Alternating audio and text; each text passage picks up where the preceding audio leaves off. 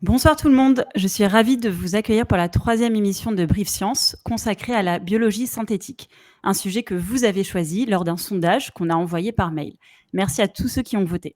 Je suis Imen Amchiche, journaliste scientifique et cofondatrice de Brief Science. Je serai votre animatrice pour ce soir et je suis accompagnée de Morgane Guillet, également journaliste scientifique et cofondatrice de Brief Science.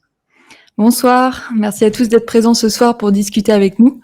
Donc moi ce soir j'ai le rôle de modératrice cette fois, c'est moi qui ferai remonter toutes vos questions à notre invité.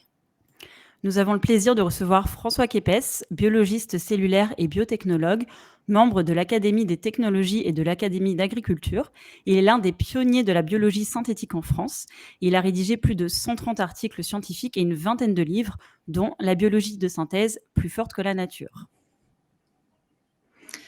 Donc avant d'entrer dans le vif du sujet, j'aimerais rappeler à celles et ceux qui nous découvrent que Brief Science est un nouveau média de vulgarisation scientifique, indépendant et sans publicité, qu'on a créé avec les BriefMe.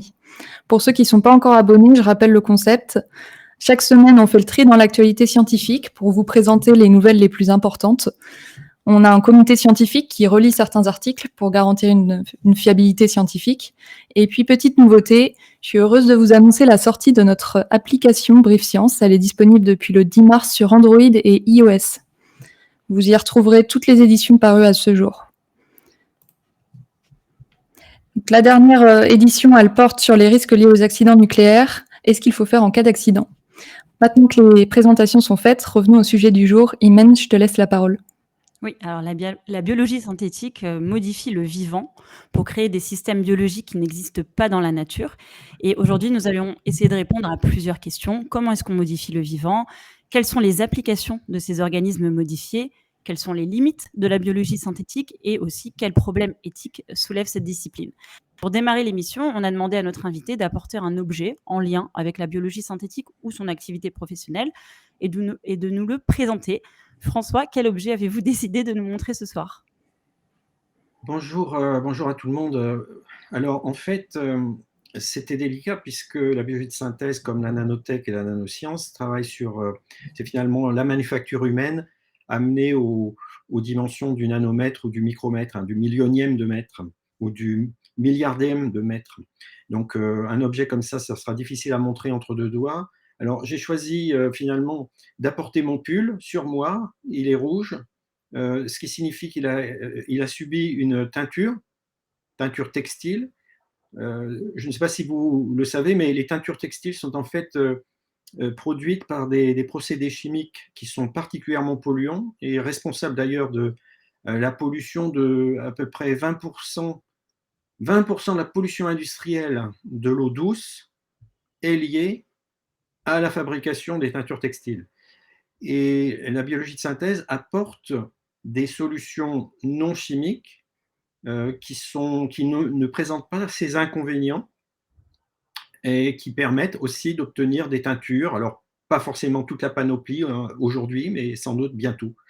Voilà, donc ce pull, malheureusement, a été teint par des méthodes chimiques, mais un jour viendra où peut-être je porterai un pull teint par une teinture obtenue par voie biologique. On l'espère. Et du coup, c'est pour toutes les teintures, toutes les couleurs? Oui, aujourd'hui, on est encore limité sur les couleurs possibles. On a encore des caps à passer au niveau tout simplement économique, hein, le coût. Mmh. Mais enfin, il y a déjà de nombreux projets qui ont passé plusieurs étapes vers le succès. D'accord. Ensuite, avant de répondre aux questions des auditeurs, j'aimerais rappeler en fait l'étude qui nous a inspiré le sujet de l'émission, puisque dans notre édition du 28 février, nous vous racontions que des chercheurs avaient mis au point des bactéries génétiquement modifiées qui se nourrissent du CO2 atmosphérique pour le recycler en acétone et en isopropanol, qui sont deux produits chimiques largement utilisés dans la peinture, les dissolvants et les désinfectants. Et le problème, c'est que ces substances, en général, elles sont produites à partir de ressources fossiles, et ça, c'est très polluant puisque ça libère des gaz à effet de serre. Et donc, selon les auteurs de l'étude, le procédé qu'ils ont mis en place, il est rentable d'une part, et en plus, il génère un bilan carbone négatif. Et ces bactéries, justement, ont été modifiées grâce à la biologie synthétique. Donc là, on va essayer de commencer un petit peu par la définition. Donc, on a bien compris que biologie synthétique, ça signifie modification du vivant. Mais est-ce que François pouvait nous donner une définition un peu plus précise de ce que c'est que la biologie synthétique? Alors, peut-être commencer par une définition relativement brève, hein. On dit souvent la biologie de synthèse ou biologie synthétique, si on prend l'anglicisme, hein, synthetic biology, c'est l'ingénierie rationnelle du vivant. Mmh. Alors, certainement, la biologie de synthèse est un objet complexe en elle-même et plusieurs éclairages sont nécessaires pour vraiment savoir de quoi on parle. Et donc, cette définition brève est tout à fait insuffisante, mais je pense qu'à travers nos discussions ce soir et à travers quelques exemples, il sera possible de Mmh. mieux l'appréhender. D'accord. Ce que je trouve aussi intéressant dans cette discipline, c'est que, en fait, ça mêle plusieurs, sciences parce que c'est un mélange de génétique, de biologie, d'informatique et de mathématiques. C'est bien ça? Oui, c'est ça. En fait, les Mmh. ingrédients sont assez nombreux. Vous venez d'en citer un certain nombre, Oui, Imen. oui. Et on peut aussi citer la chimie, hein, la chimie de Mmh. synthèse et encore certains autres apports de différentes disciplines. D'une manière générale, en tout cas, c'est un domaine qui est très, multidisciplinaire, Mmh. de toute manière. Alors lorsque, par exemple, on veut, faire appel à quand est-ce qu'on veut faire appel à la modélisation mathématique? Eh ben, c'est qu'en fait, on essaie de comprendre et de percevoir quel sera l'objet fini avant Mmh. même de commencer à le construire. C'est-à-dire qu'on sépare une phase, disons, de conception Mmh. d'une phase de construction, de fabrication. OK. Et donc, c'est dans la conception qu'on a besoin de modélisation mathématique, suivie de simulation informatique. Donc, on fait tourner le modèle, entre guillemets, non pas dans notre tête parce qu'il est un petit peu trop compliqué, mais dans l'ordinateur, de façon à finalement connaître les propriétés de l'objet par avance. Et Mmh. s'il nous satisfait, bien à ce moment-là, on passe à la construction. Et la construction se passe presque toujours à la paillasse, comme on dit, c'est-à-dire en faisant des opérations de génétique, de biologie et éventuellement de chimie. D'accord et puis, la particularité aussi, c'est que c'est une discipline qui est assez jeune, hein. Ça date de quand exactement? Effectivement, le terme biologie de synthèse a été proposé en 2004. OK. Et il y avait des prémices déjà dans certains articles en l'an 2000. Mmh. C'était vraiment un tout début. En 2004, il y a eu une prise de conscience qu'au fond, ce n'était pas impossible, arrivé à ce stade de la connaissance en biologie, de devenir un meilleur ingénieur qu'on ne fut par le passé. Mmh. D'accord. Et au final, quel type d'organisme vivant on peut modifier? Est-ce qu'on peut modifier, n'importe quel animal ou est-ce que c'est plutôt axé sur les bactéries, les micro-organismes? Mmh. Su Qu'est-ce qu'on modifie avec la biologie synthétique? Déjà, il y a une partie de la biologie synthétique ou de synthèse qui se fait dans l'éprouvette, in vitro comme on dit. Mmh. Et Ah, on a un petit problème de connexion, je crois.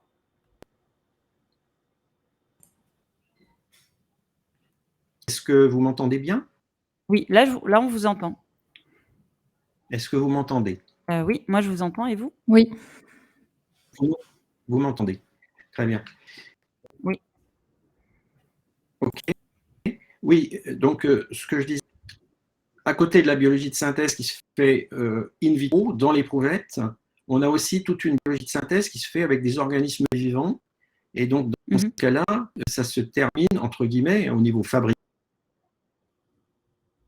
par du génie génétique. On va modifier l'ADN, les moines héréditaires d'une bactérie, par exemple, en vue de produire une teinture textile rouge pour mon pull, Mmh. par exemple. Voilà. Donc, c'est cette partie-là de la biosynthèse et relève souvent au niveau fabrication du génie génétique. D'accord. Mais donc là, c'est plutôt les petits organismes qu'on va modifier, en fait, avec la biologie synthétique, à l'heure actuelle. Est-ce Le qu'on plus peut dire ça comme souvent, ça? voilà, le plus souvent, ça va être une bactérie, par Mmh exemple, une bactérie de notre côlon qu'on appelle le colibacille, mh. Mmh. ou bien une levure comme la levure du boulanger. Mmh. Mais en principe, toute, tout organisme, y compris des cellules animales ou de cellules végétales, je ne parle pas d'organisme, je ne parle pas d'animal et de plante, hein, je parle de cellules venant de l'animal ou de la plante et qu'on peut cultiver dans l'éprouvette. Du moment qu'on a suffisamment de connaissances biologiques et qu'on est capable de les manipuler génétiquement, ça devient des cibles possibles et on a des exemples sur des cellules animales, sur des cellules végétales, aussi bien que sur bactéries levures. Ok, très bien. Mais on va voir ça un peu plus en détail sur les exemples d'applications. Parce que peut-être que nos auditeurs ne se rendent pas forcément compte de l'impact de la biologie synthétique dans notre quotidien. Donc, quels sont les domaines d'application de cette discipline? D'abord, Dans quoi je est-ce qu'on pense retrouve Oui. il me semble que nos éditeurs n'ont pas tort. Aujourd'hui, les applications de la biosynthèse, ce ne sont pas encore dans nos poches comme les lecteurs, les pointeurs laser ou comme d'autres objets. On considère qu'il faut environ 70 ans entre une vraie découverte fondamentale et le fait que les gens aient tous dans leur poche ou que ce soit une partie de leur voiture ou de quoi que ce soit. Hein. C'est clair. Donc la biosynthèse est plus jeune que cela, on l'a dit tout à l'heure, et donc il ne faut pas s'attendre à cela. Il y a effectivement, 10 ans après que le terme ait été proposé, vers 2015, il y avait une étude qui avait montré qu'il y avait 116 procédés ou produits qui avaient été mis sur le marché. Mais aujourd'hui, je vous dirais, 7 ans plus tard, on ne peut même plus essayer de les décompter. Sans D'accord. compter que, évidemment, certaines compagnies ne vont pas forcément beaucoup parler de leurs procédés, mais de toute façon, il y a une vraie explosion. Ceci dit, moi j'aime bien faire une comparaison avec la chimie de synthèse, qui est apparue 140 ans plus tôt, exactement, puisque c'était en 1864, au Collège de France, avec Marcellin Berthelot. Clairement, la chimie de synthèse à cette époque-là n'était pas vraiment impressionnante. Ceci dit, au XXe siècle, on a vu la chimie de synthèse capable de produire 1 million de composés qui n'existaient pas dans la nature et qui sont dans notre quotidien. On a parlé des voitures, on veut parler d'absolument tout, les écrans, les ordinateurs, etc. Donc, il faut voir ça de façon évolutive. Bientôt, sans doute, les gens, même s'ils ne le savent pas, auront des produits issus de la biologie de synthèse qui viendront les aider de différentes façons. Et ça, on va peut-être en parler à travers les applications. D'accord. Oui, du coup, là, sur les applications, on peut commencer par parler des outils de diagnostic. Oui. Est-ce que vous pouvez nous donner des petits exemples? Oui, alors oui, je vais donner un exemple pour l'outil de diagnostic parce que il se trouve qu'il est apparu en 2004, la même année que la biologie de synthèse, et celui-là, c'est un exemple qui met en exergue la collaboration entre une chimie.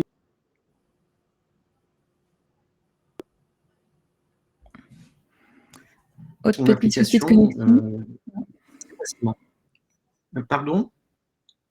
On vous Alors, a j'ai perdu cru entendre l'espace de C'est ça. quelques minutes. Pouvez-vous reprendre le début de la phrase, s'il vous plaît? Oui, désolé de cela.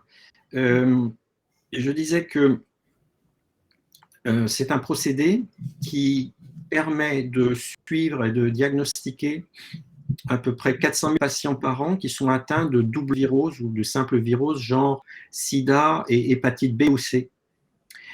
Et ce procédé, qui est commercialisé, a été modifié récemment pour suivre les infections à coronavirus bêta, donc à SARS-CoV-2, la Covid-19. Et en fait, si vous regardez ce qu'il y a derrière et les publications de 2004, vous apercevez que c'est vraiment une alliance entre une chimie de synthèse créative qui va créer une espèce d'acide nucléique un peu différent de celui de la nature, l'ADN ou l'ARN, et qui va s'allier donc avec la biologie de synthèse qui apporte l'application et qui donc permet ce diagnostic. D'accord, mais qu'est-ce que la biologie de synthèse a permis de modifier exactement dans cet outil de diagnostic?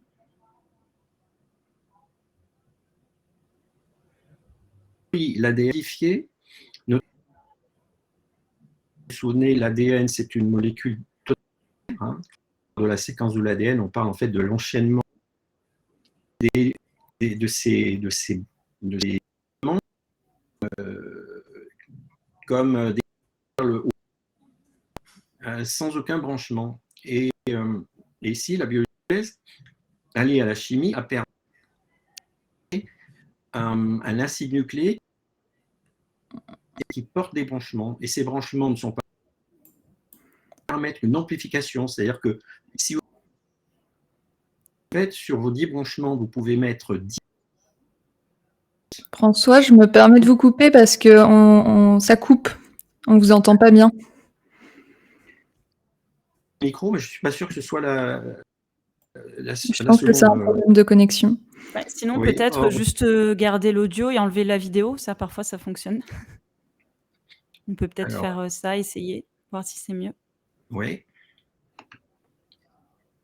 Voilà. Oui. Vous me dites à nouveau hein, s'il y a des soucis. D'accord. Donc là, on reprend sur l'outil diagnostic. Donc, il y a une modification de l'ADN. Voilà, c'est de l'ADN modifié. Au lieu d'être linéaire avec toutes ces perles enfilées le long du collier, vous avez des branchements à votre collier. Et à chaque branchement, vous en avez peut-être une dizaine, à chaque branchement, vous avez une petite balise photoluminescente. Ce qui fait que vous amplifiez le signal, déjà par un facteur 10 si vous avez 10 branchements, par exemple. Et c'est un outil incroyable puisque vous savez que, vous vous doutez, en fait, que les gens atteints de sida sont traités en général, hein, et donc le virus circulant est extrêmement limité. Or, cette méthode permet de mesurer jusqu'à 8 molécules dans un prélèvement sanguin. C'est-à-dire que la sensibilité est extraordinaire. Donc voilà, ça c'était l'exemple du diagnostic. Et ça, c'est couramment utilisé? Enfin, c'est utilisé pour, de partout ou juste dans certains pays? C'est utilisé, alors je ne vais pas pouvoir vous dire si c'est utilisé dans tous les pays du monde. Il y a un groupe, hein, c'est vendu par une société, bon, je ne sais pas si je dois mentionner son nom, mais moi, ça ne me dérangerait pas de le mentionner. En tout cas, et c'est disponible en tout cas, et c'est couramment utilisé dans les pays européens, en Amérique du Nord au moins, ça c'est certain, par les labos d'analyse médicale en fait. D'accord. Donc ça déjà, c'est un premier exemple très concret de l'apport de la biologie synthétique dans le quotidien en médecine. Et toujours dans le domaine de la santé, j'ai pu voir qu'on pouvait fabriquer des médicaments purs et moins chers. L'exemple de l'artémisinine, c'est bien ça? Est-ce que vous pouvez nous en parler un petit peu? Bien sûr que je peux en parler. Il y a d'autres exemples de médicaments, mais celui-là a été assez emblématique dans les années 2008-2013 à peu près, et ensuite a donné lieu à production. Alors donc, de quoi il s'agit? En fait, vous le savez sans doute, la malaria, c'est une des maladies les plus répandues au monde, avec au moins 300 millions de patients à travers le monde. Et l'Organisation mondiale de la santé, l'OMS, a demandé à proposer l'artémisinine comme étant le traitement de choix, parce que des traitements plus anciens avaient fait l'objet de résistance de la part du parasite, comme la quinine ou toutes ces choses. Et donc, il reste l'artémisinine, mais là aussi, pour éviter les éventuelles résistances, l'apparition d'éventuelles résistances, il doit être combiné avec un autre médicament anti-malaria. Bon, mais je reviens à l'artémisinine seule. En fait, elle est dans la pharmacopée chinoise depuis 2000 ans, puisque en fait, c'est produit dans les feuilles de l'armoise annuelle. Donc, imaginez un peu, au lieu de prendre des feuilles de thé, vous prenez des feuilles d'armoise annuelle et vous les mettez dans l'eau chaude, vous faites une décoction, et ce traitement est donc connu depuis longtemps. La problématique, c'est que en quantité comme en qualité, on n'arrivait pas à avoir une grande stabilité du médicament. Donc, c'est bien pour celui qui l'utilise localement, mais difficile à généraliser. Et c'est pour ça que les gens ont cherché à faire de la synthèse chimique, mais ça s'est révélé impossible à faire de façon économiquement viable. Bon. Donc, à ce moment-là, ils se sont tournés vers l'approche biologique, et qui a abouti, effectivement. Donc, on a une grosse société pharmaceutique française qui a lancé la fabrication par des levures du boulanger de l'artémisinine, simplement en transplantant le circuit métabolique de la plante armoise vers la levure du boulanger. D'accord. Et c'est donc en production industrielle de l'ordre de 60 à 100 tonnes par an, ce qui Mmh. couvre peut-être 20% des besoins annuels et qui est plus stable et plus en qualité et en quantité que disons, l'approche traditionnelle. OK. Bah, du coup, avant de prendre les premières questions des auditeurs, donc juste sur les applications, on a vu outils diagnostiques, fabrication de médicaments moins chers et plus rapides, en fait. On peut aussi noter dans le domaine de l'énergie, modification des algues bleu vert pour fabriquer des biocarburants, aussi Oui. dépollution des sols. Est-ce que vous voyez d'autres exemples? J'avais vu aussi viande de synthèse, je ne sais pas où on en est, là-dessus. Est-ce que c'est vraiment, utilisé? Est-ce que vous avez comme Oui. ça d'autres exemples? Oui. Oui, bien sûr, les exemples abondent et on va peut-être essayer seulement d'en cibler quelques-uns, un pour chaque domaine, hein. Je pense que sinon on va se perdre un petit peu. Concernant, vous venez de parler de viande cellulaire. Alors bon, moi je suis pas du tout un spécialiste de cette question-là, Mmh. mais effectivement, à la suite de certains mouvements contre la maltraitance des animaux, des chercheurs ont proposé de préparer des steaks de viande cellulaire. Alors ça veut dire quoi? En réalité, ça signifie que vous prenez des cellules musculaires à un animal, disons le Mmh. poulet par exemple, Mmh.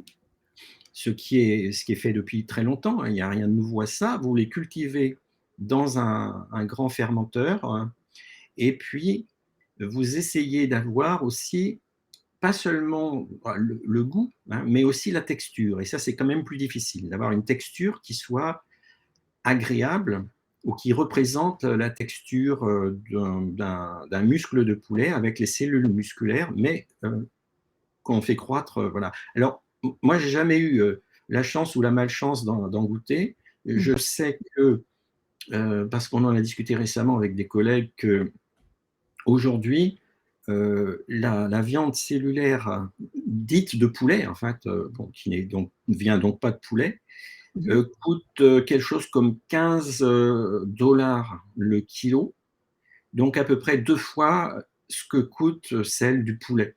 Mais vous OK. pouvez aussi arguer qu'il n'y a pas d'os, donc vous allez regagner quelque chose. Bon, en fait, c'est quelque chose qui est en cours, qui se développera, et je ne sais pas, en fait, en réalité, à quel point est-ce qu'on a, disons, une texture agréable, un goût agréable, parce que je ne l'ai pas testé moi-même, mais en tout cas, c'est vraiment quelque chose sur lequel des milliards de dollars ont Mmh. été mis par des grosses sociétés qui ne font pas du tout ça, qui ne faisaient pas de biologie au départ, mais qui se sont intéressées à ça, Mmh. et qui, quelque part, rejoignent le mouvement de, de certains végétariens, véganes, ou tout simplement des gens qui s'intéressent ou souhaitent la diminution de la maltraitance animale. OK. Donc en résumé, voilà, la biologie synthétique, c'est un domaine assez jeune et qu'on peut retrouver dans plein d'applications. Est-ce que Morgane, on a des questions de la part des auditeurs? Oui, alors on a une question de Dosia. Pourquoi utilise-t-on cette bactérie ou cette levure spécifiquement? Vous en avez parlé au début, vous avez cité une bactérie et une levure qui étaient souvent modifiées dans le cadre de la biologie de synthèse. Il demande, est-ce que c'est parce qu'on les connaît déjà bien? Alors oui, c'est bien ça la réponse, effectivement. On va travailler sur des organismes que l'on comprend assez bien du point de vue biologique, ça c'est la connaissance, mais aussi qu'on sait manipuler, c'est-à-dire pour lequel on a des outils, hein. Et c'est donc ces deux conditions qui sont absolument nécessaires à choisir tel ou tel organisme. Alors si on a des bonnes raisons de s'attaquer, entre guillemets, à un autre organisme peu connu, oui, on peut le faire, mais il y a un délai, puisqu'il va falloir accumuler des connaissances, accumuler des outils, et à partir de là, commencer à utiliser l'organisme. Donc, c'est la bonne réponse, oui. Est-ce que ce serait possible de remettre votre caméra pour, en Alors espérant oui, que ça ne recoupe pas? bien sûr, j'ai toujours mon pull rouge. OK, Bah, moi super, on aussi. vous entend bien pour l'instant. On est Et on a raccord une sur ça. deuxième question du professeur Chen qui demande comment manipule-t-on des choses aussi petites que des bactéries? Alors là, ça ne pose vraiment pas le moindre problème, hein. C'est la routine de tous les jours pour des dizaines de milliers de chercheurs dans le monde. Et on manipule des choses encore bien plus petites que les bactéries. Donc, en ce qui concerne les bactéries, bon, effectivement, la taille type d'une bactérie, c'est à peu près 1 micromètre, hein, 1 milliardième de mètre. On, on peut les manipuler en tant que population, on peut les manipuler isolément avec l'aide d'un microscope, on peut aussi les observer, bien sûr. Et ensuite, ce qu'on peut aussi faire, c'est manipuler leur matériel génétique en vue, par exemple, d'y transplanter un circuit venant d'ailleurs et destiné à produire un composé utile pour la manufacture humaine. Et en ce qui concerne donc l'ADN, bon, ce sont les. Là, on tombe dans le nanomètre, hein, dans qu'est-ce que j'ai dit, 1 millionième tout à l'heure, hein, pour le micromètre, 1 milliardième de mètre, avec le nanomètre. La taille type de l'ADN, hein, en tout cas sa largeur, c'est 2 nanomètres. Et là, on a des outils qui sont extraordinaires. On a des outils depuis 1973, donc c'est là que le génie génétique a démarré, mais on les a améliorés de plus en plus. Peut-être certains de nos auditeurs ont entendu parler de l'outil CRISPR-Cas9, avec ce nom affreux. On parle de ciseaux moléculaires qui permettent de découper l'ADN à volonté, à l'endroit souhaité. On savait le faire avant, disons que là, on a quand même abaissé les coûts d'un facteur 10 et accéléré d'un facteur 10 aussi à peu près les manipulations, notamment quand ce sont des cellules un peu plus compliquées comme des cellules animales ou végétales.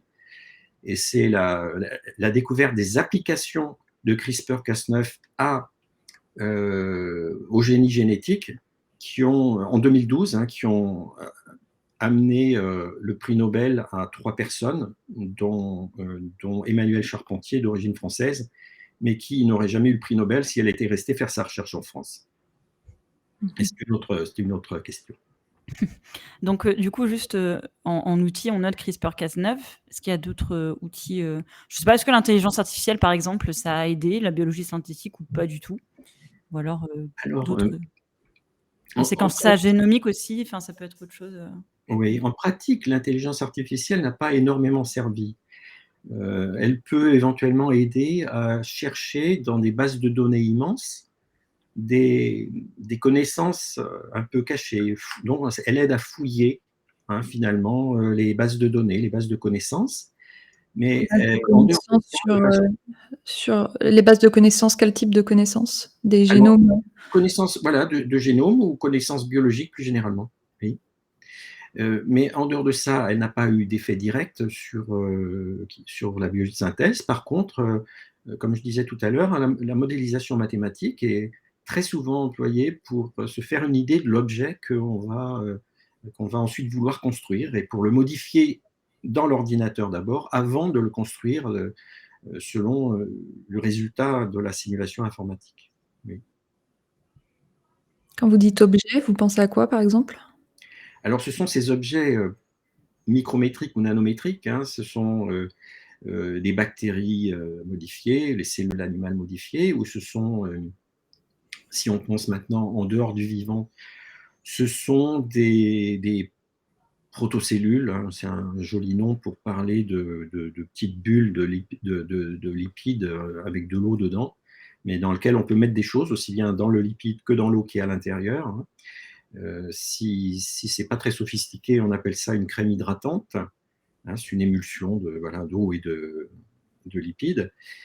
Mais bon, la biosynthèse permet de faire ce qu'on appelle des protocellules, c'est un jargon pour dire la même chose, la petite bulle, hein, mais avec un peu plus sophistiqué, aussi bien dans sa composition externe de la bulle que interne de la bulle. Voilà. D'accord. Alors, on a une autre question de Dosia.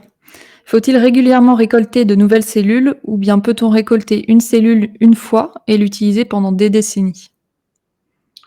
Oui, alors si peut-être Dosia pensait au poulet, bon, oui, effectivement, on le récolte une fois et on n'a pas besoin d'y revenir. Et le poulet n'en a pas beaucoup souffert, je vous rassure. Après, en ce qui concerne les cellules animales, de façon à, par exemple, une cellule humaine, de façon à ce qu'elle soit pérennisée, que la culture dure pendant des décennies, effectivement, ce que les médecins ont fait, c'est de prélever des cellules de tumeurs cancéreuses.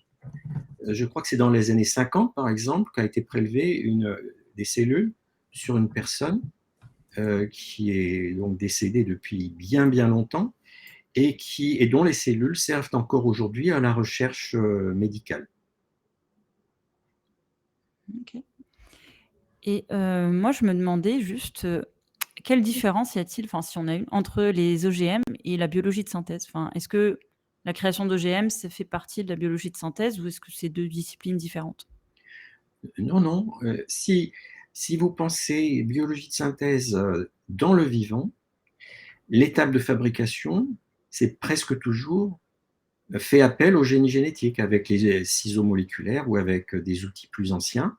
Mais en tout cas, voilà. Donc, selon la définition stricte, il s'agit la bactérie, la levure, voire la cellule végétale, animale, sont des organismes génétiquement modifiés, OGM.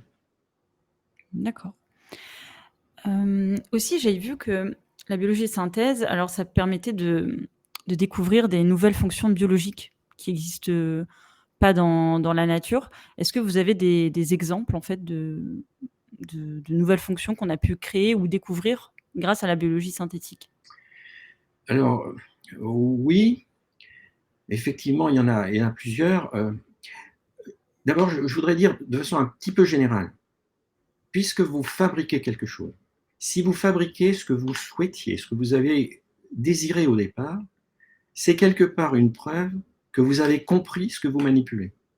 Donc, d'une manière générale, la biologie de synthèse est très proche de l'ingénierie, donc des applications, et pourtant, elle fait progresser la connaissance du vivant de la manière que je viens de dire. Mais elle peut aussi le faire progresser de façon plus directe, et là, je prends un seul exemple, hein. Le code génétique. On sait que notre ADN, les parties codantes, comme on dit, de notre matériel héréditaire, de notre ADN, codent nos protéines selon un code génétique. Ce code génétique met en face une brique de la protéine, un acide aminé, avec un triplet de nucléotides qui sont les briques de l'ADN. Bon, ce code génétique est universel. Et la question est pourquoi? Il y a deux grandes hypothèses, hein. Il y avait deux grandes hypothèses. Premièrement, c'est un accident gelé de l'évolution. C'est-à-dire que nous avons tous le même code génétique dans la nature, sur Terre, parce que notre ancêtre commun a adopté ce code génétique qui est arbitraire et que donc tous ses descendants en ont hérité. Donc ça, c'est l'accident, oui, c'est l'accident gelé de l'évolution. La deuxième hypothèse, c'est que au départ, au moins dans la cellule primordiale, quelle qu'elle soit, il y avait une relation chimique particulière qui faisait correspondre ce triplet de nucléotides, ce petit bout d'ADN, avec cette brique de la protéine, l'acide aminé. Alors, la biologie de synthèse, typiquement, puisqu'elle est fabricatrice, hein, elle va permettre de modifier le code génétique dans une bactérie vivante et de vérifier si elle se porte bien ou pas. Et si elle se porte bien, ce qui a été le cas, hein, cela signifie bien que le code génétique est quelque chose d'arbitraire et donc dû à un accident gelé de l'évolution et donc dû à notre généalogie à partir d'une première bactérie. D'accord. Est-ce qu'on a des questions, Morgane? Oui, une question de Cosinus44. Doit-on utiliser différents types de bactéries pour chaque but cherché, ou les différentes manipulations possibles sur une bactérie unique connue le permettent aussi? Oui, oui, c'est encore une autre bonne question. En fait, comme je disais tout à l'heure, de toute façon, vous êtes quand même limité à la panoplie des bactéries, levures, etc., pour lesquelles vous avez des outils et des connaissances. Bien. Mais à partir de là, il y a bien sûr des organismes qui sont privilégiés parce qu'on a encore plus d'outils, encore plus de connaissances. Hein. C'est le cas du colibacille et de la levure du boulanger dont je parlais tout à l'heure. Donc là, c'est clairement, on va essayer de le faire dans le colibacille, entre guillemets, hein, ou dans la levure du boulanger parce qu'on les connaît tellement bien, on a des outils, on s'en sert tous les jours, etc. Donc c'est une tendance naturelle. Mais il n'y a pas d'hésitation quand elles sont inadéquates. Hein. Quand la levure du boulanger est inadéquate, on va chercher une levure cousine et qui, au départ déjà, par exemple, s'il s'agit de faire du fuel, hein, de l'essence, on va peut-être plutôt prendre une levure qui produit naturellement des tas de lipides que la levure du boulanger qui n'en produit pas beaucoup. Donc on ne va pas hésiter, alors on va aller chercher parmi Parce que celles… l'essence est composée essentiellement de lipides? Comment? Parce que l'essence est composée de lipides? Alors non, non pas directement, mais avec une modification, vous pouvez vous en servir comme carburant. D'ailleurs, vous aviez peut-être vu des bus qui roulent au colza. Qu'est-ce que ça veut dire exactement? En fait, le colza, c'est une plante qui produit beaucoup de lipides. Et moyennant une transformation chimique, ces lipides deviennent du carburant. Donc en fait, là, c'est la même idée, mais avec une levure qui produit des lipides, par exemple. OK. Aussi, bon, on a vu qu'on pouvait modifier des bactéries pour qu'elles fassent un peu ce qu'on veut, mais est-ce qu'on a déjà réussi à créer un organisme totalement, enfin, qui n'existait vraiment pas? Parce qu'en fait, j'ai en tête la première bactérie de synthèse, Mycoplasma laboratorium. D'ailleurs, je crois qu'on a une photo hein, de cette bactérie. Peut-être qu'on peut la mettre à l'écran. Et donc voilà, donc j'aimerais savoir juste, est-ce qu'on a déjà créé des organismes qui vraiment n'existaient pas du tout dans la nature? Oui, enfin, je pense qu'il faut quand même essayer d'être précis. Hein. On peut pas dire non, on n'a pas réinventé le vivant, non, pas du tout. Ce n'est pas l'objet d'ailleurs de la biosynthèse. Ouais. Donc vous parliez du mycoplasme de Monsieur Craig Venter, sorti en 2010. J'ai pas vu l'image apparaître, mais il est toujours temps de la Ah, passer. C'est oui. un joli blob vert.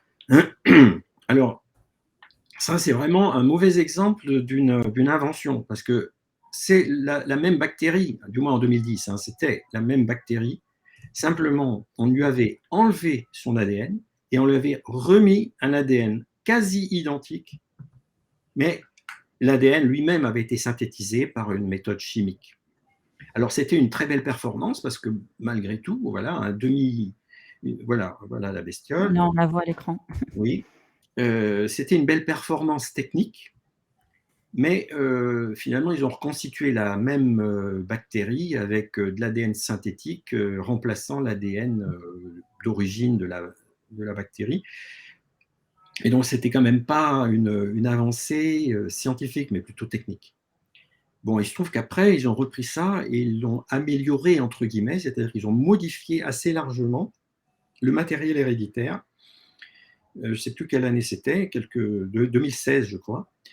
Ils ont modifié le matériel héréditaire. Donc il y a là une vraie modification. Pourtant, je pense peut-être plus intéressant, si on veut comprendre les limites de ce que l'on sait faire aujourd'hui en biologie, de parler d'un autre cas,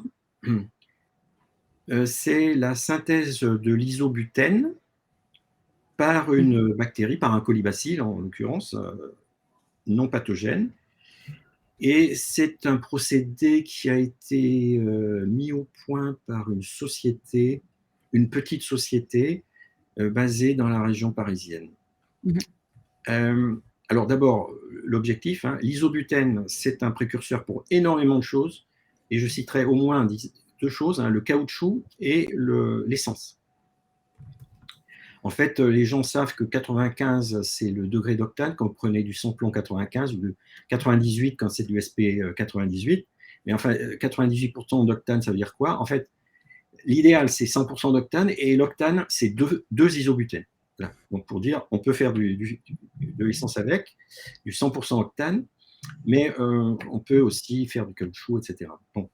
Alors, ici, ce que je veux vraiment mettre en exergue, c'est que S'il est vrai qu'on part d'une bactérie parfaitement connue, qui, encore une fois, on en a à peu près 1 kilo dans nos intestins quand ils sont en bonne santé, donc là, il n'y a pas trop de mystère, mais les chercheurs ont implanté une voie métabolique menant à l'isobutène qui non seulement n'existait pas, mais aucun être vivant connu à ce jour n'a de voie de synthèse qui peut permettre de faire de l'isobutène. Donc là, il y a une grande créativité, puisqu'il a fallu, entre guillemets, inventer une voie métabolique nouvelle à partir des briques du vivant, à partir de ce que la bactérie mange, pour faire de l'isobutène. Ce n'est pas comme le cas de l'artémisinine, dans lequel on va transplanter simplement un petit circuit métabolique, donc une dizaine de gènes, depuis la plante armoise vers la bactérie. Bon, c'est beaucoup plus compliqué que ça parce qu'il faut adapter la bactérie, mais on ne va pas en parler. Mais disons que là on est devant une créativité bien supérieure puisque on invente même la voie de synthèse. D'accord. Et quand on dit juste voie de synthèse, c'est grossièrement, on part d'une molécule pour en créer une autre. C'est bien C'est ça. ça? À la fin, on D'accord. a l'isobutène et on a quelques étapes auparavant. Et Mmh. puis, au tout départ, on a la nourriture qu'on donne à la bactérie. D'accord, et cette nourriture-là qu'on donne à la bactérie l'utilisait déjà de base, mais ils Oui. ont créé une nouvelle façon de transformer cette nourriture en Alors, isopropène, c'est oui, ça? oui, ils ont inventé une manière de transformer ça en Mmh. partie en isobutène, parce qu'il faut En aussi que la isobutène, bactérie pardon. fasse sa masse, fasse son ADN, fasse sa membrane et tout ça, bien sûr. Mais en partie en isobutène. Ceci dit, le reste de la bactérie, c'est une bactérie qui se porte bien, merci, et qui mais il faut, parce que si elle ne Mmh. double pas rapidement, vous n'allez pas remplir votre fermenteur et vous n'allez pas produire Mmh. beaucoup d'isobutène. Il faut que votre bactérie en fasse 2, qui en fasse 4, qui en fasse 8. C'est absolument Mmh. indispensable. Donc elle se porte bien et elle utilise des nutriments qui sont les nutriments habituels, hein. C'est une bactérie donc, de notre intestin qui est très autonome, entre guillemets, au sens où si vous lui donnez de l'eau, des sels et puis un sucre, elle va pousser et faire ce qu'elle est programmée pour faire. Et quand je dis le sucre, c'est un point important. Le sucre, c'est ce qu'il y a de plus cher, c'est pas l'eau et le sel. Et en fait, l'idée derrière la biosynthèse, c'est souvent que le sucre soit remplacé par, ou qu'il vienne hein, de déchets. Alors ça peut être des déchets de l'agriculture, des déchets agricoles, des déchets ménagers ou autres, de façon à encore abaisser le coût pour cela. Alors, dans le cas de l'isobutène, ils ont installé une usine tout près d'un champ de betteraves sucrières, dans le nord de la France, dans le nord-est, et de façon à éviter aussi les transports de matériaux. Et c'est donc les betteraves fournissent le sucre, euh, le sucre pour cette bactérie, au moins pour cette usine. Hein. D'autres solutions Mmh. sont possibles. D'accord. Moi, ce que je trouve étonnant en tant que novice, c'est que ces bactéries, elles survivent à cette modification de gènes ou à cet ajout de gènes qui est complètement nouveau. Oui, alors c'est pas étonnant, j'ai envie de dire, parce que c'est l'objectif. Donc, toutes les bactéries qui n'ont pas survécu, on n'en parle pas parce que tout simplement, elles ne sont plus là. D'accord. C'est ça la force de la biologie. Donc on les a adaptées, en fait. Oui, voilà. C'est de l'évolution.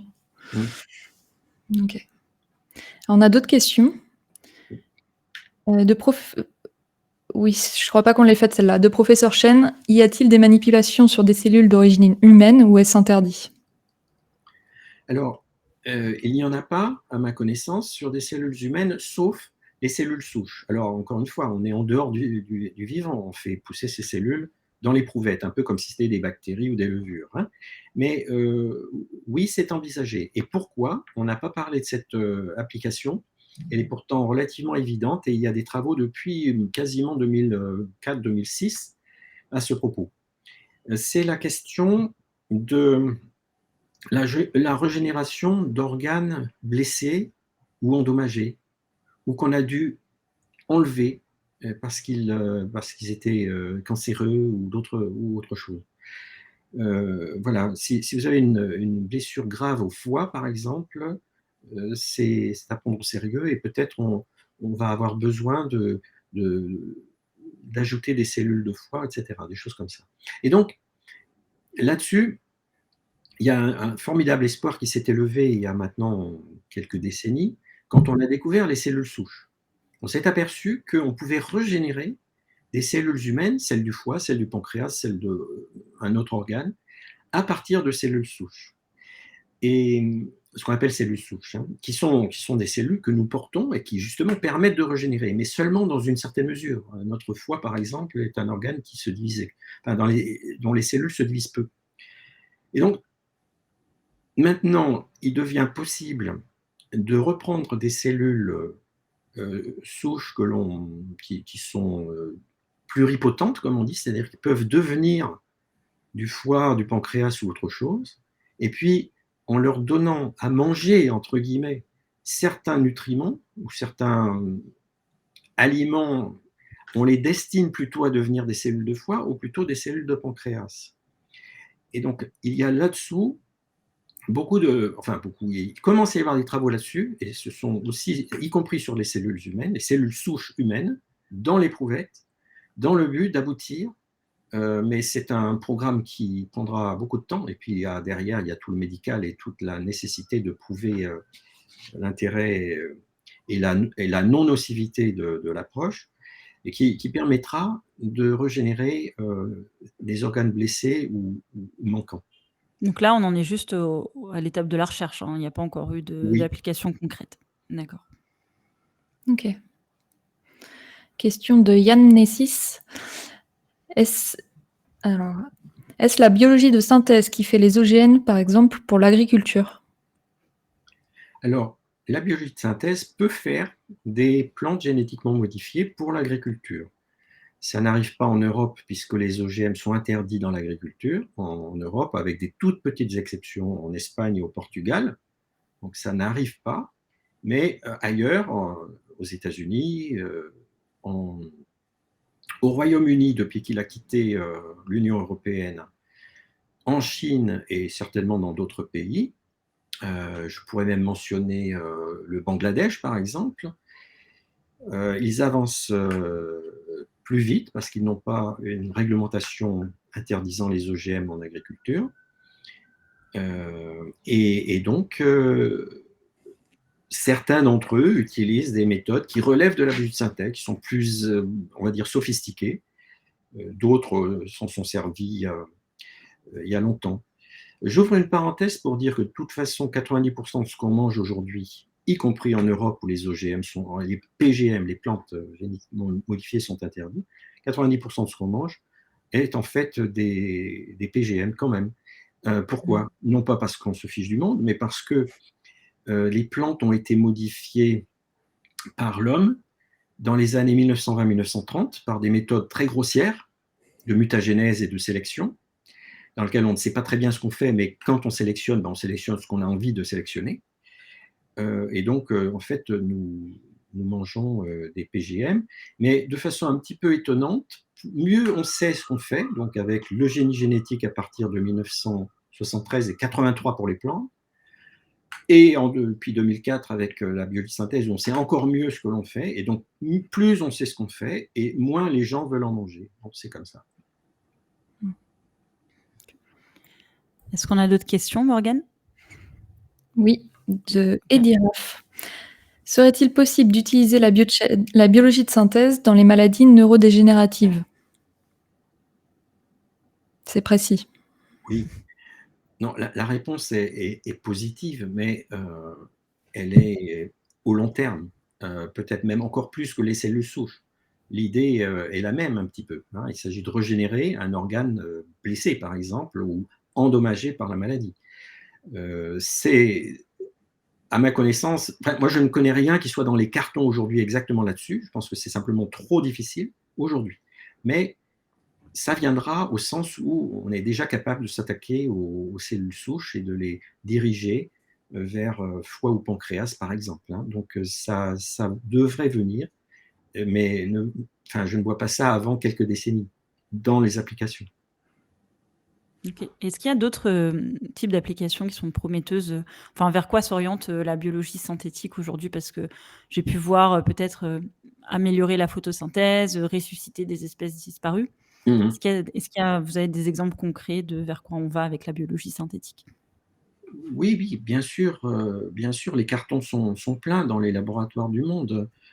Vous parlez d'améliorer la photosynthèse. Bon, alors là, chacun a son point de vue, hein. Moi, j'ai un point de vue de citoyen qui est que j'aime bien les arbres et les plantes comme elles sont, Mmh. mais j'ai aussi un point de vue de scientifique qui est: c'est vrai que la photosynthèse n'est pas finalement un processus, de très haut rendement pour des On tas de peut raisons juste on que peut l'on juste comprend. rappeler ce qu'est pardon, Oui, juste, est-ce qu'on peut rappeler ce qu'est la photosynthèse pour, oui, la les gens qui écoutent? photosynthèse, Oui.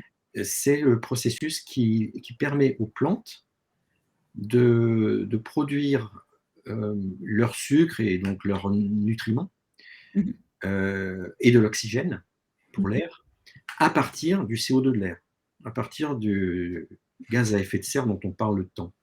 Mmh mh. Hem Et c'est un processus qui demande des pigments qui sont dans les feuilles des plantes et qui sont verts, hein. Donc voilà, c'est la photosynthèse, et je pense que c'est pas mal de rappeler, pour ceux qui en ont besoin en tout cas, que nous dépendons tous totalement de la photosynthèse puisque tous nous mangeons des plantes, hein. Même les carnivores mangent des plantes puisque en fait, ils mangent des animaux qui mangent des plantes. Mmh. Nous sommes toute la biomasse sur la terre a été créée via la photosynthèse. Donc Mmh. ça, c'est quand même, essentiel à rappeler. Donc c'est 100 000 000 de tonnes de carbone, qui circulent comme ça chaque année, Mmh mh. grâce à la photosynthèse, qui est Mais fixée par la mmh mh. photosynthèse, hein, le CO2 de l'air et puis donc qui fait le carbone qu'on trouve dans le bois, dans les plantes et le bois qu'ensuite on peut brûler pour, refaire du CO2 mais en se chauffant. Voilà, donc Mais du qui coup, n'est pas je très rentable. Oui, du coup, c'est pas très bah, rentable, disons qu'au moins ça, c'est une ressource renouvelable. oui. Contrairement à une ressource fossile, hein, où il faut plusieurs millions d'années pour reconstituer Mmh la mh. ressource ici, vous la reconstituez en 30 ans, 50 ans, quoi. Voilà. Donc c'est une importante ressource renouvelable, simplement maintenant un peu trop, faible par rapport à la population que nous sommes, hein, c'est clair. Donc pour en revenir quelle était la question? Oui, c'était, est-ce que la vu que c'est pas très, rentable en fait la photosynthèse, est-ce que la biologie synthétique Oui, pouvait permettre de créer plus d'oxygène, et plus de sucre, et de grâce biomasse, à la oui. ouais, de biomasse, Mmh. au niveau de la photosynthèse en fait? Oui, oui, alors donc effectivement, il y a pas mal de travaux récents sur cette Mmh mh. question-là. Hem, Vous trouverez en ligne sur mes pages web d'ailleurs des liens pour aller, sur des petites explications, vidéo ou texte, donc là, je vais simplement résumer pour dire, bon, aujourd'hui, j'ai pas encore vu de plante qui fait enfin, en pratique, hein, de plante qui fait une meilleure photosynthèse. Mmh mh. Hem Il n'est pas prouvé qu'on arrivera à faire cela, ou plus exactement, on y arrivera sans doute, mais la question sera: est-ce que cette plante aura suffisamment de vivacité, et cetera, et pourra, se défendre par rapport au reste aux autres plantes Mmh mh. ou animaux d'ailleurs, prédateurs, hein? Et ça, c'est une vraie question, hein. C'est une question Mmh qui mh. se pose aussi pour les bactéries et les levures. Nos bactéries, nos levures de fermenteurs ne survivraient que quelques heures ou quelques jours si elles se retrouvent à Mmh. l'extérieur, qui est d'ailleurs un moyen de se protéger contre d'éventuels problèmes, mais c'est pareil pour les plantes. Et donc là je ne sais pas parce qu'il n'y a pas encore de cas, de cas terminés. Mais effectivement, il y a des travaux théoriques et aussi des travaux, pratiques, mais en laboratoire fondamental, Mmh mh. sur l'amélioration des rendements de la photosynthèse et qui prennent plusieurs pistes, hein. Là, je ne vais pas vous embêter avec les Oui. détails, mais OK. vous trouverez un lien Oui, sur on le mettra, plus tard et donc beaucoup de promesses, hein, autour de la biologie, synthétique, mais quelles sont les limites, en fait? Qu'est-ce qui reste à accomplir? Est-ce que, il y a encore des choses à découvrir avant d'aller plus loin avec cette discipline? Ce qui reste à accomplir, c'est à peu près tout sauf le tout petit quelque chose qui a été fait depuis 2004.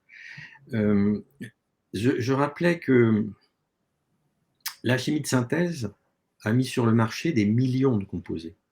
Mhm. Mais il a fallu quand même quelques années, quelques décennies.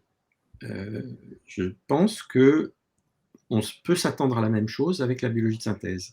Et dans une large mesure, d'ailleurs, elle viendra corriger certains problèmes avec la chimie de synthèse lorsqu'on pourra substituer une voie biologique à la place de la voie chimique.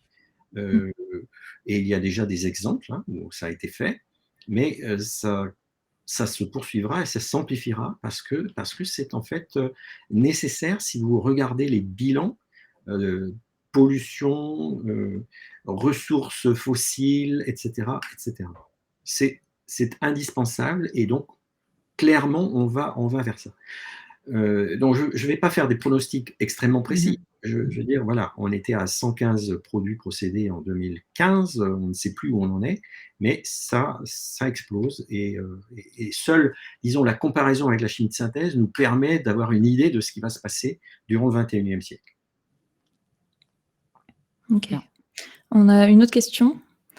Des virus pourraient-ils être utilisés de préférence aux bactéries pour atteindre certains objectifs? Parce que pour l'instant, on n'a parlé que des bactéries et des levures. Oui. Alors oui, potentiellement, oui, on pourrait manipuler des virus pour certaines raisons, y compris, on en parlera peut-être tout à l'heure, après tout, comme des armes de guerre ou quoi que ce soit. Les bactéries aussi, d'ailleurs, peuvent servir en principe d'armes de guerre. On verra les limites de cette approche, d'ailleurs, dès qu'on en parlera. Mais c'est difficile de changer les virus et de garder leur capacité. Parce que, en fait, bizarrement, ce sont les matériels héréditaires des virus et des toutes petites choses, des petits bouts d'ADN vraiment minuscules à côté de ceux d'une bactérie comme le colibacille ou comme et encore plus comme nos cellules. Mais justement parce que c'est tout petit, il y a un codage extrêmement sophistiqué sur un matériel génétique des virus et c'est très difficile à modifier. On ne peut pas y toucher sans perdre énormément de propriétés importantes du virus. Alors, il y a eu beaucoup de travail fait sur certains virus, comme les adénovirus, parce qu'on s'en sert comme vecteur pour l'ADN médicament, comme on dit. On appelle thérapie génique, hein, je crois. C'est l'ADN médicament. Mais l'ADN médicament, c'est l'ADN qu'on apporte aux cellules de quelqu'un qui souffre d'une maladie héréditaire. Et on a besoin d'un vecteur, et les virus qui infectent nos cellules sont des bons vecteurs de ce point de vue-là. Donc on va coller une bonne dose d'adénovirus à un malade, adénovirus qui a été modifié, et ainsi lui apporter l'ADN médicament qui va soulager sa maladie. Bon, là aussi, malheureusement, l'adénovirus ne subsiste pas très longtemps, donc il faut refaire de temps en temps ce traitement. Mais ceci mis à part, oui, il y a quelques virus bien connus, mais la plupart du temps, ce n'est pas des virus. Les virus sont très difficiles à manipuler dans un sens ou un autre. D'accord. Ok. Est-ce qu'on a une autre question, Morgane? Non. Ok. Bah, du coup, j'aimerais bien qu'on aborde la question des risques. Parce que donc on a vu qu'il y avait plusieurs applications à la biologie synthétique, beaucoup de promesses aussi. Mais concernant les risques, est-ce qu'il peut y avoir un risque de contamination si par exemple on modifie une bactérie ou un organisme un peu plus gros et qu'on le libère dans la nature? Est-ce qu'il ne risque pas de transmettre ces modifications aux autres espèces? Est-ce qu'on ne joue pas aux apprentis sorciers? Écoutez, oui, le risque existe. Et il peut se transformer en réalité, soit par une erreur, soit par une attaque volontaire. On ne peut pas nier cela. Ensuite, qu'est-ce qui nous protège? Ce qui nous protège déjà, c'est que ces bactéries, par exemple, qu'on libère dans la nature, vont crever parce qu'elles ne tiennent pas là par rapport aux bactéries naturelles. Mais Ah, ça coupe un petit peu, on ne vous entend pas très bien. Résistent à se garder complètement sur ce simple argument. Et donc, les biologistes de synthèse ont travaillé sur la question du confinement. Et quand je dis confinement, tout le monde pense immédiatement, bah oui, c'est dans un fermenteur en acier, et les bactéries ne vont pas en sortir. Ou alors, quand elles en sortent, elles prennent un coup d'eau de javel et c'est terminé. Ou on les chauffe à 120 degrés. Bref. Oui, le confinement physique, c'est évidemment essentiel. Mais il y a d'autres types de confinement qui, justement, relèvent aussi de la biologie de synthèse. Et donc, je ne vais pas en citer trop, mais je peux au moins citer ceci. On peut faire en sorte, et on fait, que des bactéries dépendent entièrement d'un aliment que seule la manufacture humaine peut leur apporter. D'accord. Et à partir du moment où elles se retrouvent dehors et qu'elles n'ont plus ça, Mmh. elles meurent. Elles meurent de faim, entre guillemets. Et puis, Mmh. on fait mieux en biologie de synthèse. On peut aussi faire de la mort programmée, c'est-à-dire qu'on peut aussi faire en sorte que s'il manque, alors ça pas forcément un aliment pour le coup, ça peut être un stimulus, une petite molécule de quelque chose qui n'est pas trop cher, qu'on met dans Mmh. le milieu et qui empêche que la bactérie subisse la mort par un petit mécanisme qu'on lui a mis à l'intérieur, une espèce de petite bombe à l'intérieur qui explose s'il n'y a pas ce produit. D'accord. Donc à ce moment-là, c'est pas qu'elle meurt de faim, c'est qu'elle dehors, elle meurt instantanément. Voilà. Donc il y a tous ces, donc il y a les confinements de différents types qui sont utilisés et qui viennent notamment de la biologie de synthèse elle-même. D'accord, et tout ça, c'est bien encadré? Est-ce que, chaque, labo qui travaille sur, la biologie synthétique, il y a des règles claires à respecter pour, éviter une contamination en mettant en place, certaines des solutions que vous venez d'évoquer? Oui. Alors bah, là, je vous invite à visiter un laboratoire de biologie moléculaire quelconque, hein, qui fait tous les jours quelques milliards d'OGM, sans d'ailleurs le moindre problème. Mmh. Et depuis 1973, oui, évidemment, il y a des réglementations, il y a des lois, il y a des réglementations et il y a Mmh. des pratiques. Et ces pratiques se transmettent évidemment lorsque vous avez un jeune étudiant qui arrive dans le laboratoire, on ne va pas le laisser s'amuser dans son coin, on va lui apprendre Mmh. quelles sont les réglementations et quelles sont les bonnes pratiques. Donc, Mmh. oui, c'est très encadré, effectivement. D'accord. Mais malgré tout ça, on peut dire que c'est quand même une discipline, la biologie synthétique qui, suscite beaucoup de controverses, surtout au début, hein, dans son apparition. Est-ce que c'est toujours le cas aujourd'hui? Ou est-ce que c'est un peu plus accepté et toléré par la population, on va dire? Alors, moi, je ne sais pas si c'est accepté, toléré ou ignoré. Le fait est OK. que dès les débuts de la biologie de synthèse est contraire, enfin, en totale contradiction avec les habitudes dans les différents domaines scientifiques. Elle a été soumise au feu des critiques par les sociologues, les philosophes. Un grand nombre de travaux ont été faits, souvent par des sociologues qui venaient s'immerger dans le laboratoire de biologie de synthèse directement, pour quelques mois par exemple, et qui Mmh. discutaient librement avec les gens, et d'autres façons aussi. Donc elle a été soumise à de nombreuses discussions, controverses, et voilà. Je crois qu'il n'y en a jamais, ce n'est jamais arrivé à ce point, hein, même pour la nanotechnologie, on n'a jamais atteint ce niveau-là. Je trouve que ces discussions sont un petit peu, et il y a eu donc aussi la mise en place d'un forum national en France, par exemple, etc. Mmh. Euh, mais je trouve que ces discussions sont en baisse depuis, oh là là, depuis 6 ans environ. Elles Mmh. sont en baisse, et encore une fois, voilà, je pose la question, est-ce que c'est simplement parce que les gens sont rassurés, ou plus probablement parce que les gens sont passés à autre chose? D'accord, oui, parce que parmi les risques, enfin les problèmes éthiques, on peut parler de, une conception réductionniste, pardon, du vivant, ce qu'on a pu reprocher à la biologie synthétique, aussi au risque de bioterrorisme. Vous, en tant que chercheur du domaine, qu'avez-vous à répondre, là-dessus? Alors, il y a plusieurs réponses. La première, c'est que si je devais faire du mal autour de moi, je pense que j'essaierais plutôt de préparer un cocktail Molotov, ou d'aller me procurer de la dynamite, ou un cocktail agricole qui peut exploser. Et si vous regardez ce qui se passe en Ukraine actuellement, il n'y a pas beaucoup d'armes biologiques déployées. Mmh. Et pourtant, l'URSS, l'ex-URSS, travaillait comme des cinglés, je crois qu'on peut le dire, hein, 10 000 chercheurs étaient payés par l'État pour travailler sur la guerre biologique. Mmh.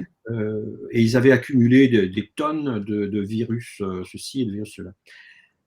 Bon, la première chose, c'est donc que de toute façon, c'est bien plus pratique de faire de la guerre traditionnelle, conventionnelle, que de la guerre biologique. C'est le premier point. Le deuxième point, c'est que la guerre biologique a un tout petit inconvénient. C'est qu'en fait, elle se retourne contre l'envoyeur. Et Mmh. ça, le dernier exemple en date dont je me souviens, mais il y en a peut-être d'autres, hein, il y en a sûrement d'autres, c'est les Japonais qui menaient une guerre biologique dont je ne me souviens plus les détails en Chine dans les années 30-40, 1930-1940. Mmh. Et ils ont arrêté quand? C'est quand leurs soldats ont commencé à être malades, tout simplement. C'est quel type de guerre biologique? Qu'est-ce qu'ils ont fait comme manipulation? C'était pas tellement une manipulation, vous savez, le mieux, là aussi, hein, après le cocktail Molotov, enfin, après les bombes et la dynamite, euh, si vous parlez guerre biologique, le plus simple, c'est de prendre les choses qui existent et qui marchent très bien, et elles viennent de la nature. Et ce qu'avaient fait les chercheurs en URSS, c'était simplement d'en produire des tonnes, ce qui est complètement ridicule, parce que de toute façon, il y a besoin de quelques grammes pour liquider l'humanité, mais enfin, ils en avaient quand même des tonnes. C'est vraiment de la folie. Et ça a été détruit peu à peu, contrôlé, machin, etc., à la chute de l'URSS. Mais pour revenir là, ce qui marche très bien, ce sont les virus naturels, les bactéries naturelles, le bacille de la peste, etc., etc. Et donc là, non, à l'époque, les Japonais ont utilisé une arme, je crois que c'était un microbe qui existe, qui existe. Aujourd'hui, on pourrait en principe les modifier, mais ce n'est pas tellement dans nos capacités d'améliorer les bactéries et les virus pour qu'ils soient plus efficaces. Ce n'est pas vraiment aujourd'hui dans nos capacités. Hein. Donc la question se pose différemment. Il y a quand même eu un cas de guerre, ou peut-être deux cas de guerre biologique qui ont fonctionné. Un, c'était quelque chose comme 1300 ans avant la naissance du Christ, et l'autre, c'était aux, aux États-Unis d'Amérique, à l'époque où les Européens, ayant des vagues de variole régulières, étaient en partie résistants à la variole. Les Amérindiens ne l'étaient pas. Et donc, une bonne partie de la mortalité chez les Amérindiens a été due à la variole. Et il est même arrivé un moment où les Européens ont compris que c'était une arme et où ils ont volontairement transmis la variole dans certaines batailles aux Amérindiens. Donc ça, c'est un cas qui a fonctionné et la raison est bien connue, je l'ai résumé à l'instant. OK. Mais du coup, bon, la biologie synthétique comme, arme, c'est pas vraiment une question, selon vous? Enfin, c'est pas le plus grand danger, quoi? Mmh. Non, Mmh. non, je ne crois pas que ce soit le plus grand danger, effectivement, et c'est pas la guerre en Ukraine qui me donnera tort. Très bien. Du coup, là, on a dépassé, l'heure. Morgane, est-ce qu'il nous reste des dernières questions ou pas? Non, on a tout Très vu. bien. D'accord. Eh bien, écoutez, est-ce que, François, vous auriez des ressources, des lectures, contenus audio, accessibles à recommander à nos auditeurs sur le sujet? Écoutez, je sais que vous en avez rassemblé quelques-unes. De mon Oui. côté, je pense que le plus simple, c'est de donner le lien pour aller sur, mes pages web où j'ai un tout public, hein, dans le menu, et il y a des sous-menus. Il y a notamment biologie de synthèse et il y a Mmh. aussi, amélioration de la photosynthèse, et il y a deux sous-menus, D'accord. et là, vous avez différentes ressources, qui viennent de moi puisque ce sont mes pages web, mais qui Mmh. vous livrent aussi des accès à bien plus larges. Très bien, bah, on va les mettre, dans le chat. Bien Oui. écoutez, nous arrivons à la fin de l'émission. Merci beaucoup, François Kepes d'avoir, accepté notre invitation, et merci à tous de nous avoir suivis, d'avoir participé dans le chat. C'était vraiment un plaisir d'échanger, avec vous. Pour ceux qui ont pris l'émission en cours de route, elle sera en replay sur, Twitch, YouTube et Facebook comme d'habitude, ainsi que sur le site, de Brief Science, et on vous donne rendez-vous le mois prochain pour une nouvelle émission. On va vous envoyer un mail, début avril, encore une fois, pour vous faire voter, le choix du prochain sujet. Et pour ceux qui ne sont pas encore abonnés à Brief Science, eh bien, rejoignez-nous sur notre site www.brief.science, et très bonne soirée à tous. Très bonne soirée et merci beaucoup.